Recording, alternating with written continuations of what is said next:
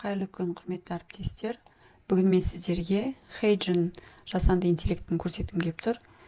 Кез келген браузерге Хейджин деп жазамыз, алғашқы сілтеме арқылы өтеміз. Одан кейін өзіміздің Google аккаунтымыз арқылы тіркелуге болады. Хейджин бұл жасанды интеллект арқылы өзіңіздің немесе сол жасанды интеллект берген суреттер арқылы аватар жасауға болады. Оны біз не үшін қолдана аламыз? Оны біз камераға түспей-ақ мәтінмен видео жасауға мүмкіндік береді. Біз тегін версиясын таңдаймыз. Одан кейін алғашқы тіркелген кезде осы сияқты сұрақтар қояды. Сен бұл жасанды интеллект туралы қайдан білдің, қай жақта қолданасың, не мақсатта сен аватар жасайын деп жатырсың деген сияқты стандарт сұрақтар қояды. Олардың барлығын жауап береміз. Әрі қарайды басамыз. Create'ге басамыз, одан кейін суреттен видео дегенге басамыз. Енді мына жерде өзі берген стандарт аватардың біреуін таңдап, мәтінімізді енгіземіз, тілді таңдаймыз.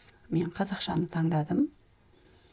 Одан кейін мына жақта сол жағында жаңағы сөйлейтін аватарының дыбысы.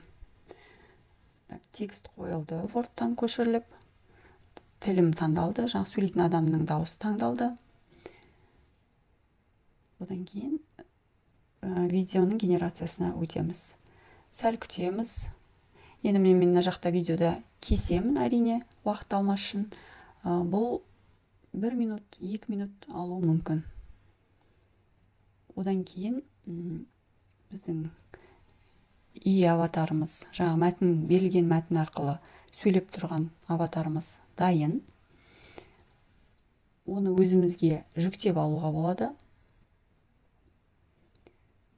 Download'ты басып, MP4 форматында сақталады.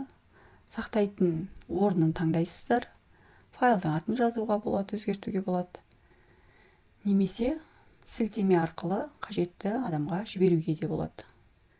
Нәтижесінде келесідей жасанды интеллекттің негізінде менің енгізілген қазақша мәтінімді дауыстап берген аватар дайын болды. Жасанды интеллект негізіндегі Vibe Coding әдісін қолдану арқылы колледж студенттерінің функционалдық сауаттылығын арттыру.